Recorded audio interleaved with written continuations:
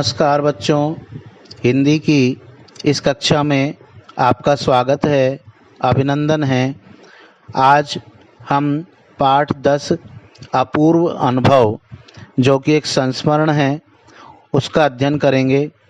बच्चों, यह कहानी मूलतः जापानी भाषा में लिखी गई है, जिसमें तोतो चान तथा यासुकी चान नामक दो बच्चों के संघर्ष को दिखाया गया है। तो आइए हम शुरू करते हैं इस कहानी को। सभागार में शिविर लगने के 2 दिन बाद तोतो चान के लिए एक बड़ा साहस करने का दिन आया। सभागार क्या होता है? सभा स्थल, जहाँ पर सभा की जाती है। इस दिन उसे यासुकी चान से मिलना था। इस भेद का पता, अर्थात इस बात का पता न तो तोतो चान के माता पिता को था, न ही यासुकी चान के। उसने यासुकी चान को अपने पेड़ पर चढ़ने का न्योता दिया था। न्योता क्या होता है बच्चों? आमंत्रण देना या बुलाना। तो ये उन दोनों बच्चों की कहानी है। उसने यासुकी चान जो है उसको पेड़ पर चढ़ने के लिए कहा था कि भाई मैं आपको पेड़ पर चढ़ाऊंगा। तोमोए में हर एक बच्चा बाग के एक एक पेड़ को अपने खुद के चढ़ने का पेड़ मानता था।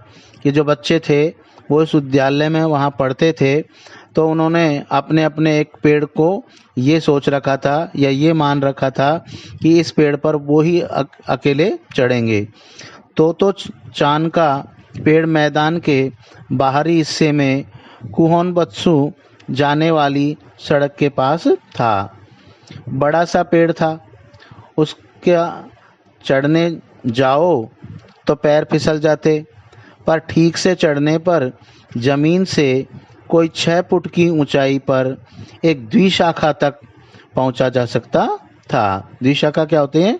2 शाखाएं। अर्थात पेड़ जब नीचे से चलता है तने से, तो वो एक ही चलता है या एक ही तरफ बढ़ता है और फिर आगे जाकर के उसकी शाखाएं छटने लग जाती है। तो वो भी एक द्विशाखा यानी 2 शाखाओं के अंदर छट गया था। बिल्कुल किसी झूले सी आरामदेह जगह थी यह। तोतो चान अक्सर खाने की छुट्टी के समय या स्कूल के बाद ऊपर चढ़ी मिलती, तो तोतो चान जो थी वहाँ पर जाकर के चढ़ जाती थी और फिर वहाँ जाकर के वो बैठ जाती थी, आराम करती थी। वहाँ से वह सामने दूर तक, ऊपर आकाश को या नीचे सड़क पर चलते लोगों को देखा करती थी।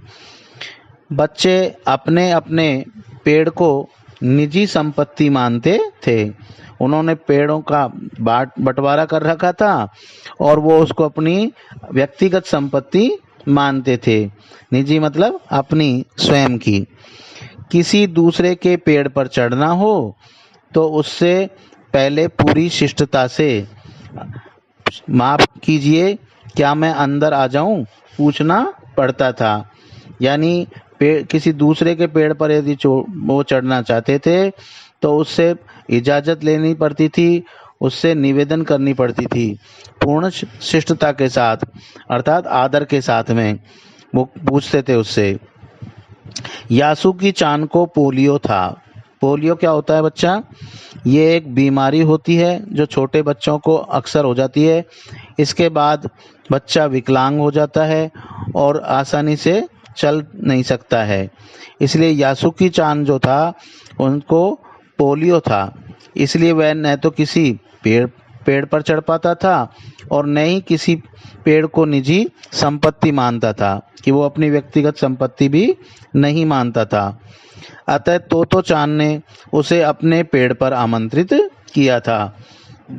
तो तोतो चान ने क्या कहा कि भाई आप मेरे पेड़ पर चढ़ जाना।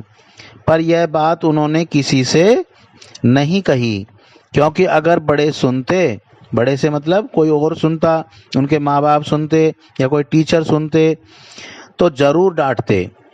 क्यों डांटते हो? क्योंकि उससे चढ़ा नहीं जाता था। और अब ये चढ़ाएगी तो फिर कैसे चढ़ाएगी।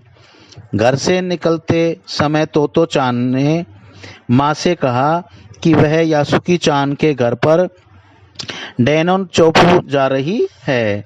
अर्थात उससे एक बहाना लगाया और बहाना लगा करके वो वहाँ से चली। चूंकि वह झूठ बोल रही थी इसलिए उसने माँ की आंखों में नहीं झांका। होता है ना ऐसा कि बच्चे जब झूठ बोलते हैं तो वो सामने वाले की नज़र से अपनी नज़र को नहीं बुलाते हैं, या तो नीचे देखने लग जाते हैं या इधर उधर देखने लग जाते हैं। ये कब करते हैं बच्चे ऐसा? जब वो झूठ बोलते हैं। वह अपनी नज़रें जूतों के फीतों पर ही गड़ाए रही। कहाँ रख रखी थी उसने अपनी नज़र? जूतों के फीतों पर। रॉकी उसके पीछे पीछे स्टेशन तक आया। जाने से पहले उसे सच बताए बिना तोतो चान से रहा नहीं गया। मैं यासुकी चान को अपने पेड़ पर चढ़ने देने वाली हूँ, उसने बताया। बता दिया उसने यासुकी चान के लिए। किसने बता दिया बच्चों? किसने बता दिया? तोतो चान ने, कि मैं यासुकी चान को अपने पेड़ पर चढ़ने की इजाज़त दे रही हूँ। जब तोतो चान स्कूल पहुंची तो रेल पास उसके गले के आसपास हवा में उड़ रहा था। अर्थात स्कूल में जो कमरे थे वो रेल के डिब्बों के जैसे बने हुए थे और उसमें पास लेकर के ही अंदर जाया जा सकता था। यासुकी चान उसे मैदान में क्यारियों के पास मिली। गर्मी की छुट्टियों के कारण अब सूना पड़ा था। अब गर्मियों की छुट्टी के कारण सब सूना पड़ा था, अर्थात कोई भी नहीं था वहाँ। यासुकी चान उससे कुल जमा 1 ही वर्ष बड़ा था, अर्थात ज़्यादा बड़ा नहीं था। कितना बड़ा था? 1 ही वर्ष बड़ा था। पर तोतो चान को वह अपने से बहुत बड़ा लगता था। जैसे ही यासुकी चान ने तोतो चान को देखा वह पैर घसीटता हुआ उसकी ओर बढ़ा। पैर क्यों घसीट रहा था वह? क्योंकि उसके पोलियो था और वह सही ढंग से नहीं चल पा रहा था। उसके हाथ अपनी चाल को स्थिर करने के लिए दोनों ओर फैले हुए थे, अर्थात वो हाथों से डगमगाता हुआ धीरे धीरे चल रहा था। तोतो चान उत्तेजित थी। तोतो चान जो थी वो प्रसन्न थी। वो ऐसे सोच रही थी कि आज तो मैं इसको चढ़ा के ही मानूंगी, तो वो उत्तेजित थी इसके लिए। वे दोनों आज कुछ ऐसा करने वाले थे जिसका भेद किसी को भी पता न था। भेद का मतलब रहस्य। वह उल्लास में ठिठिया कर हंसने लगी। उल्लास में ठिठिया कर हंसने लगी। ठिठिया कर हंसने का मतलब है जोर से ठहाका लगा करके हंसना। हा हा हा हा हा। जब ऐसे हंसते हैं ना हम बहुत तेज, तो ऐसा लगता है जैसे हम बहुत खुश होकर के और अच्छे से हंस रहे हैं। तो ठिठिया कर हंसने लगी। यासुकी चान भी हंसने लगा। तो वो यासुकी चान जो था बच्चा वो भी हंसने लगा। तोतो चान यासुकी चान को अपने पेड़ की ओर ले गई और उसके बाद वह तुरंत चौकीदार के छप्पर की ओर भागी। छप्पर जो होता है वो घास फूस का बना हुआ होता है, तो वह चौकीदार के झोंपड़ी की तरफ भागी। जैसा उसने रात को ही तय कर लिया था, वहां से एक सीढ़ी घसीटती हुई लाई। सीढ़ी होती है ना जिस पर हम लगा करके किसी जगह पर और ऊपर चढ़ते हैं, उसे तने के सहारे ऐसे लगाया जिससे वह द्विशाखा तक पहुंच जाए। अर्थात उसको पेड़ के तने पर इस तरीके से लगा दिया कि जो उस पर यदि कोई चढ़े तो उसकी दूसरी शाखा तक वो वहां पहुंच जाए। वह कुर्सी के ऊपर चढ़ी और सीढ़ी के किनारे को पकड़ लिया। तब उसने पुकारा, ठीक है, अब ऊपर चढ़ने की कोशिश करो। क्या कहा? कि भाई अब ठीक है ना। तो यासुकी चान को उसने ऊपर चढ़ने के लिए कहा। यासुकी चान के हाथ पैर इतने कमजोर थे कि पहली सीढ़ी पर भी बिना सहारे के चढ़ नहीं पाया। इस पर तोतो चान नीचे उतर आई और यासुकी चान को पीछे से धकियाने लगी। धकियाने का मतलब धक्का लगाने लगी वो चढ़ाने के लिए, अर्थात पीछे से उसने यासुकी चान को धक्का लगाया, पकड़ा, जिससे कि वो ऊपर चढ़ सके। पर तो चान थी छोटी और नाजुक सी, इससे अधिक क्या करती। यासुकी चान ने अपना पैर पैर सीढ़ी पर से हटा लिया और हताश से सिर झुकाकर खड़ा हो गया। सिर झुका करके किस लिए खड़ा हो गया वो, कि उसने सोच लिया कि भाई अपन तो इस पर नहीं चढ़ पाएंगे। तो चान को पहली बार लगा कि काम उतना आसान नहीं है। उसको लगा कि वास्तव में वो उसको चढ़ा पाएगी या नहीं चढ़ा पाएगी, अर्थात ये काम इतना आसान नहीं है जितना वह सोच बैठी थी। अब क्या करे वह। यासुकी चान उसके पेड़ पर चढ़े, यह उसकी हार्दिक इच्छा थी, अर्थात ये उसकी इच्छा थी कि भाई किसी भी तरीके से ये उस पेड़ पर चढ़े। हार्दिक का मतलब हृदय से, अर्थात उसकी ये हृदय से, मन से, दिल से ये इच्छा थी कि किसी भी तरीके से वो पेड़ पर चढ़े। यासुकी चान के मन में भी उत्साह था। वह उसके सामने गई। उसका लटका चेहरा इतना उदास था कि तो चान को उसे हंसाने के लिए गाल फुलाकर तरह तरह के चेहरे बनाने पड़े। कभी वो गाल फुला करके, कभी वो कैसे करके कि भाई किसी भी तरीके से ये हंस जाए। ठहरो, एक बात सूझी है। फिर वह चौकीदार के छप्पर की ओर दौड़ी और हर एक चीज उलट पुलट कर देखने लगी। आखिर उसे एक तिपाई सीढ़ी मिली जिसे थामे रहना भी जरूरी नहीं था। तिपाया होता है ना, जो अपन मकान में काम करवाते हैं या वाइट वॉश कराते हैं, पेंट करवाते हैं, तो उस समय अपन उसको काम में लेते हैं। तो उसने वहाँ पर वो उसको देखा, तो उसने अंदाज़ा लगा लिया कि अब इस पर से हम उसको चढ़ा सकते हैं, इसको पकड़े रहने की भी आवश्यकता नहीं होगी। वह तिपाई सीढ़ी को घसीट कर ले आई तो अपनी शक्ति पर हैरान होने लगी। तिपाई की ऊपरी सीढ़ी द्विशाखा तक पहुंच रही थी, अर्थात तिपाया जो था वो इतना ऊंचा था कि वो उसके जो शाखा थी दूसरी, वहां तक वो पहुंच रहा था वो तिपाया। देखो, अब डरना मत, उसने बड़ी बहन की सी आवाज में कहा। यह डगमगाएगी नहीं। उसने क्या कहा कि भाई आप डरने की जरूरत नहीं है, अब ये हिलेगी भी नहीं। डगमगाएगी नहीं मतलब हिलेगी भी नहीं, इसलिए आप डरना मत, जैसे एक बड़ी बहन अपने छोटे भाई या बहन से कहती है।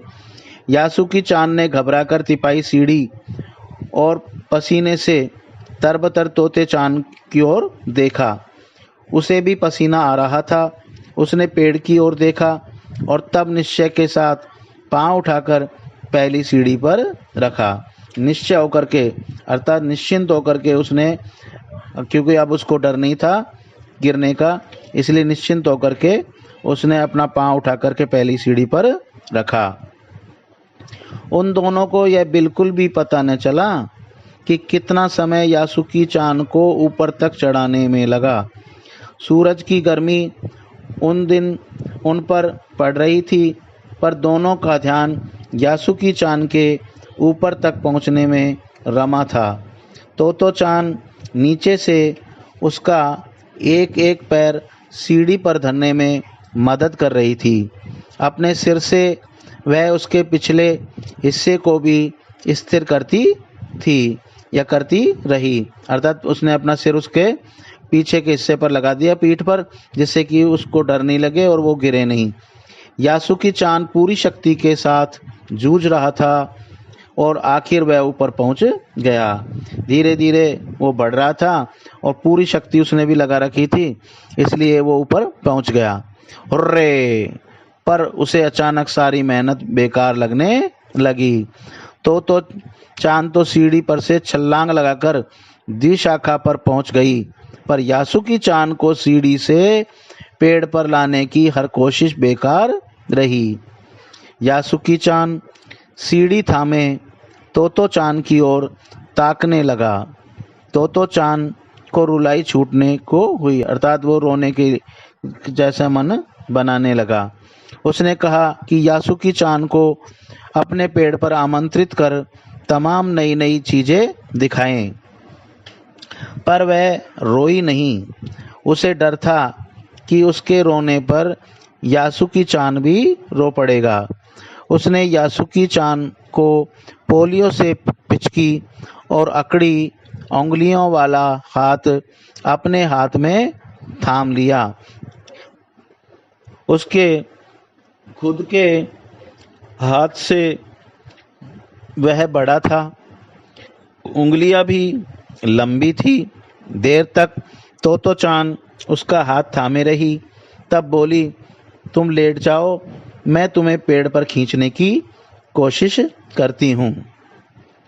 उस समय द्विशाखा पर खड़ी तोतो चान द्वारा यासुकी चान को पेड़ की ओर खींचते समय अगर कोई बड़ा देखता तो वह जरूर डर के मारे चीख उठता, क्योंकि ऐसा लग रहा था कि कहीं ये तिपाया सरक नहीं जाए, हिल नहीं जाए और वो गिर जाए। उससे वे सच में जोखिम उठाते ही दिखाई देते, अर्थात उनको ऐसा लग रहा था ये बहुत बड़ी जोखिम यानी कि खतरा उठा रहे हैं। पर यासुकी चान को तोता चान पर पूरा भरोसा था उसको कि भाई ये मेरे को गिरने नहीं देगी, और वह खुद भी यासुकी चान के लिए भारी खतरा उठा रही थी। अपने नन्हे नन्हे हाथों से वह पूरी ताकत से यासुकी चान को खींचने लगी। बादल का एक बड़ा टुकड़ा बीच बीच में छाया करके उन्हें कड़कती धूप से बचा रहा था, अर्थात बदल हो रहे थे और बदल में के कारण उनको धीरे धीरे कभी छाया मिल जाती और कभी धूप मिल जाती।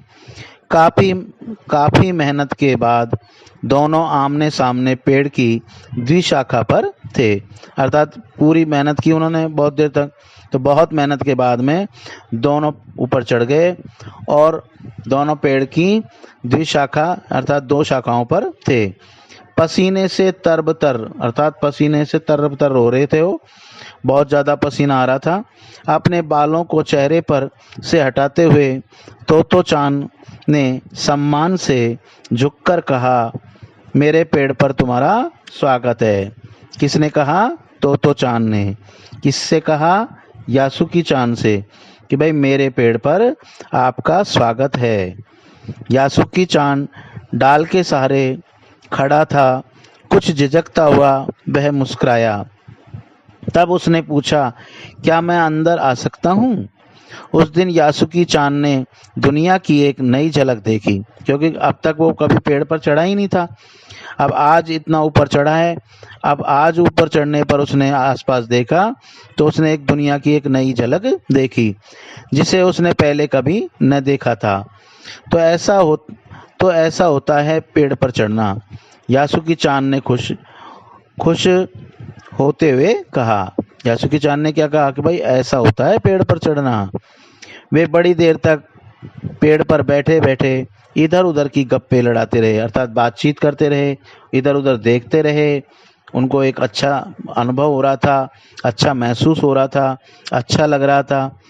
मेरी बहन अमेरिका में है, उसने बताया है कि वहाँ एक चीज़ होती है, टेलीविज़न। यासुकी चान उमंग से भरा बता रहा था। टेलीविज़न होता है दूरदर्शन अपन जिसको कहते हैं। आज तो टेलीविज़न दूरदर्शन सभी के घरों में होता है। वह कहती है कि जब वह जापान में आ जाएगा तो हम घर बैठे बैठे सुमो कुश्ती देख सकेंगे, अर्थात सुमो की जो कुश्ती होती है उसको देखेंगे। वह कहती है कि टेलीविज़न एक डिब्बे जैसा होता है। आप तो जानते ही हैं टेलीविज़न कैसा होता है। तो चान उस समय यह तो न समझ पाई कि यासुकी चान के लिए जो कहीं भी दूर तक चल नहीं सकता था, घर बैठे चीज़ों को देख लेने के क्या अर्थ होंगे। वह तो यही सोचती रही कि सुमो पहलवान घर में रखे किसी डिब्बे में कैसे समा जाएंगे, अर्थात उसको ऐसा लगा कि भाई इतना बड़ा सुमो पहलवान उस घर में रखे हुए डिब्बे में कैसे समा जाएगा। उनका आकार तो बड़ा होता है, पर बात उसे बड़ी लुभावनी लगी। लेकिन उसको ये बात बड़ी लुभावनी का मतलब आकर्षक, लालच देने वाली लगी। उन दिनों टेलीविज़न के बारे में कोई नहीं जानता था।